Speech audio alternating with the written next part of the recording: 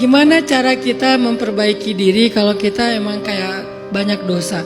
Emang ada di antara kita yang gak banyak dosa? Kita emang ahli dosa. Allah aja yang betapa baiknya menutup aib kita, sehingga orang gak ngerasa kita sebagai orang yang hina. Itu cara Allah memuliakan kita. Berterima kasihlah sama Allah. Kalau enggak ada loh yang mau jadi teman kita, yang mau dengerin omongan kita, yang mau respect sama kita. Kalau Allah buka semua aib kita tuh gak ada, karena aib kita tuh banyak. Jadi semua kita adalah orang yang berdosa. Semua kita adalah ahli maksiat. Maka gimana cara memperbaiki diri? Rubah circle kita. Kalau nggak rubah, minimal seimbangkan circle kita. Ada circle dunia, ada circle akhirat. Ada circle mencari rezeki, kerjaan, karir, pendidikan. Ada circle masjid, Quran, zikir, sholat, taubat, belajar ilmu. Circle akhirat, seimbangkan. Kadang ketika iman kita lagi naik, kita mudah menerima kenyataan ya. Tapi bagaimana kalau iman kita lagi turun? Ya itulah kata Nabi, iman itu sa'atan fasa'atan. Ada saatnya turun, ada saatnya naik. Kita akan mudah untuk menyelesaikan konflik ataupun masalah hidup kita kalau iman kita lagi naik. Bagaimana kalau lagi turun? Iman itu harus sering banget dicas. Apalagi iman kita di akhir zaman dengan ujian yang lebih berat.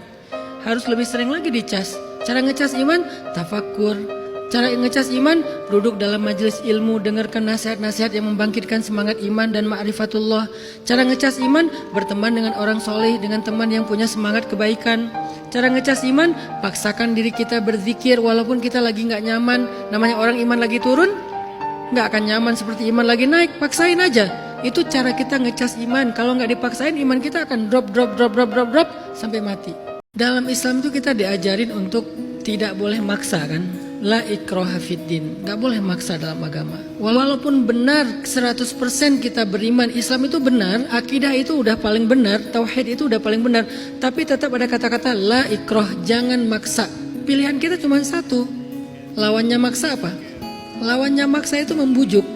Terus apa arti membujuk sebetulnya? Dengan kata allafa yu'allifu, mengikat hati atau memikat hati. Sehingga cara satu-satunya dalam dakwah itu bukan memaksa, bukan menghakimi, bukan memarahi, bukan menjatuhkan, bukan menuduh, tetapi membujuk hatinya. Membujuk hati dalam satu lembar demi satu lembar. Bujuk hatinya, apa yang membuat dia terpanggil hatinya, yang nyaman hatinya. Maka coba belajar membujuk, jangan belajar memaksa. Itu berlaku ke orang tua, itu berlaku ke pasangan, itu berlaku ke anak dalam pendidikan, itu berlaku ke teman dalam pertemanan, itu berlaku kepada siapapun dalam konteks dakwah. Bujuklah, jangan paksa. Itu rahasia dakwah. Perempuan itu emang terhormat, makanya dicari. Perempuan itu emang istimewa, makanya dikejar. Jadi dia gak perlu mengejar, gak perlu mencari, dia itu dicari. Dia seperti gula yang didatangi oleh semut, maka tetaplah jadi gula, jangan jadi aspartam. Apa maksud dari kalimat ini? Semakin kita menjadi gula, semakin mudah kita mendapatkan semut untuk datang. Jadi ikhtiar perempuan itu berusaha untuk segula mungkin, semanis mungkin. Bukan dalam arti fisik ya. Semanis di sini artinya sebunga mungkin yang harum yang mendatangkan lebah. Maka jadilah bunga. Semakin dia menarik, semakin dia wangi, semakin dia, kalau dalam konteks ini, semakin dia solehah, semakin dia pantas, semakin dia istimewa, semakin dia akan mudah didatangi. Jadi pasifnya perempuan itu bukan kekurangan, bukan hambatan, tapi itulah fitrahnya, dan fitrah itu yang terbaik bagi dia. Dia tidak ikhtiar dengan atraktif seperti kumbang. Dia nggak datang ke sana kemari terbang. Dia nggak mendatangi, tetapi dia mendatangkan. Dia tidak mendatangi, tapi mendatangkan. Gimana cara menghilangkan rasa takut menikah? Itu masih dalam konteks alham. Alham itu rasa sedih yang berlarut-larut sampai ke tingkat trauma. Takut membuka hati, takut dikecewakan, takut disakiti dan seterusnya. Bagaimana cara kita menghilangkan alham? Hadisnya Nabi apa? Orang yang beriman kepada takdir, maka akan Allah hilangkan alham, rasa trauma, rasa alhazan, rasa khawatir, rasa takut yang berlebihan karena dia berserah kepada Allah. Katakan saja hasbiyallah wa ni'mal wakil, la haula wa la quwwata illa billah. Ketika kita sudah berserah kepada Allah dengan takdirnya, berserah kepada Allah dengan kehendaknya, disitulah kita mengobati rasa sedih dan takut kita. Akhirnya kita berani untuk membuka hati kembali. Beriman kepada takdir menghilangkan rasa sedih dan khawatir. Jangan terburu-buru untuk menutupi luka, apalagi luka hati.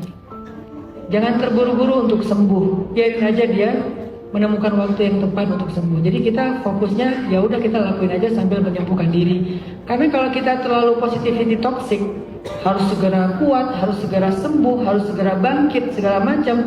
Takutnya kita nanti punya luka baru lagi, yaitu beban. Udah dikasih luka ditambah beban.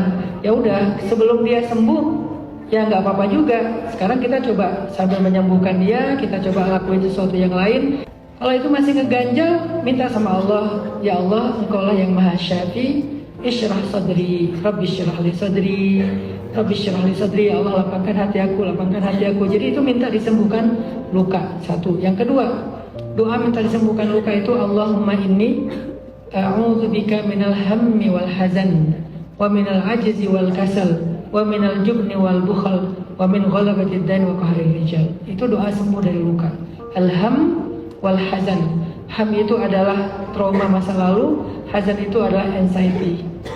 Jadi kalau kita di masa lalunya punya trauma, punya luka, itu namanya ham, humum. Kalau masa depannya kita khawatir, bingung, cemas, itu namanya hazan. La tahzan, jangan khawatir. Nah, dua-duanya disembuhkan dengan doa tadi. Jangan berputus asa dari berharap itu. Terus boleh nggak saya meminta yang baik-baik kepada Allah? Minta. Meminta boleh, tetapi merasa lebih tahu nggak boleh. Salahnya kita dalam berdoa merasa lebih tahu dari Allah. Sehingga ketika apa yang kita minta nggak dikasih, kita kecewa kan? Karena kita ngerasa lebih tahu.